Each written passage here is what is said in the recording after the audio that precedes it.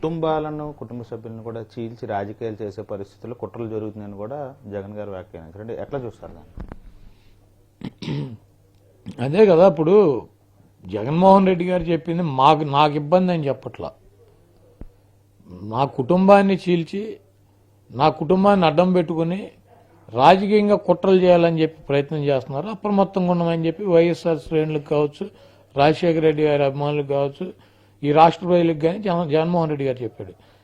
ఇప్పుడు తెలంగాణలో ఎన్నికల ముందు వీళ్ళేనో అన్నారు వైఎస్ఆర్ టీపీని. ఎందుకు పక్కన పెట్టారు? ఎందుకు చేసుకోవాలా?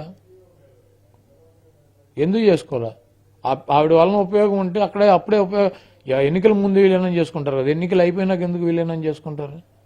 అక్కడ ఉన్నటువంటి కాంగ్రెస్ శ్రేణులే వద్దని చెప్పినాయి. ఆవిడ రావటం వల్ల మాకు లాస్ కానీ లాభం లేదు, మాకు వద్దని చెప్పారు. కాబట్టి ఎన్నికల వరకు వాయిదా వేసి ఎన్నికల తర్వాత ఇక్కడ కాంగ్రెస్ శ్రేణులు కూడా అదే చెప్తారు. కాదు ఇక్కడ అంత బలం లేదు కాబట్టి ఏం మాట్లాడకుండా కూర్చున్నారు.